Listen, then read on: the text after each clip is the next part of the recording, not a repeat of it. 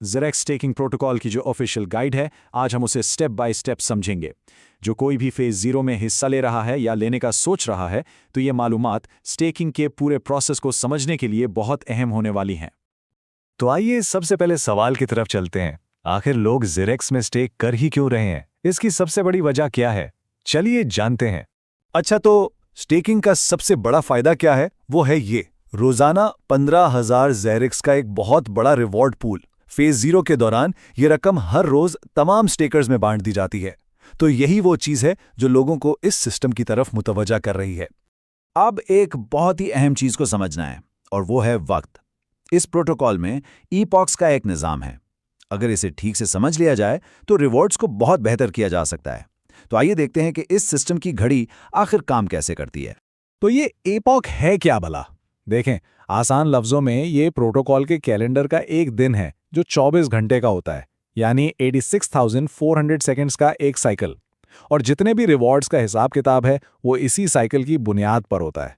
बस ये समझ लें कि ये प्रोटोकॉल की अपनी घड़ी है। यहाँ एक बहुत ही दिलचस्प उसूल है जिसे N+1 एक्टिवेशन कहते हैं। इसका मतलब क्या है? बहुत आसान है। अगर कोई आज अपने कॉइन स्टेक करता है तो उस पर रिवॉर्ड्स आज से मिलना शुरू नहीं होंगे, नहीं, बल्कि कल से मिलेंगे। यानी जो भी स्टेक होता है वो अगले 24 घंटे के साइकिल में, जिसे हम ईपॉक कहते हैं, उसमें जाके एक्टिव होता है। ये स्लाइड दिखाती है कि टाइमिंग कितनी ज्यादा जरूरी है। जेनेसिस बाउंड्री का मतलब है जब एक दिन यानी एक ईपॉक खत्म होकर दूसरा शुरू होता है। तो सबसे बेहतरीन हिकमत अमली क्या है? वो ये कि इस बाउंड्री से ठीक पहले स्टेक किया जाए। इस तरह अगले दिन के रिवॉर्ड्स के लिए कम से कम इंतजार करना पड़ता है। चलें, अब उस हिस्से पर आते हैं जिसका सबको इंतजार होता है, यानी रिवॉर्ड्स का हिसाब कैसे लगता है और उन्हें हासिल करने का तरीका क्या है। फॉर्मूला वैसे बहुत सीधा सा है। किसी का भी हिस्सा कैसे निकलेगा, इसके लिए किसी ने जितना स्टेक किया है उसे पूरे नेटवर्क के टोटल स्टेक से डिवाइड किया जाता है, और फिर जो जवाब आए उसे 15,000 से मल्टीप्लाई कर देते हैं। मतलब सीधी सी बात है, जिसका पूल में जितना बड़ा हिस्सा होगा उसका रिवॉर्ड भी उतना ही बड़ा होगा। ये मिसाल एक बहुत अहम बात समझाती है। जैसे जैसे ज्यादा लोग स्टेक करते हैं और नेटवर्क का टोटल स्टेक बढ़ता जाता है, हर एक का इनफरादी रिवॉर्ड कम होता जाता है। यहां देखें, ईपॉक 2 से ईपॉक 4 तक टोटल स्टेक बढ़ा और उसके साथ साथ इनफरादी रिवॉर्ड कम हो गया। ये एक अहम नुक्ता है जिसे समझना जरूरी है। अच्छा, रिवॉर्ड्स क्लेम करने का असूल भी बड़ा साफ है। किसी भी ईपॉक का रिवॉर्ड तभी क्लेम किया जा सकता है जब वो 24 घंटे का दौरानिया मुकम्मल हो जाए। यानी जो ईपॉक अभी चल रहा है उसके रिवॉर्ड्स उस वक्त तक लॉक रहते हैं। यहाँ एक और जबरदस्त फीचर है। हर क्लेम के बाद 24 घंटे का इंतजार करना पड़ता है, जिसे कूल डाउन कहते हैं। लेकिन मल्टी क्लेम फीचर की मदद से पिछले कई दिनों के रिवॉर्ड्स एक साथ एक ही ट्रांजैक्शन में क्लेम किए जा सकते हैं।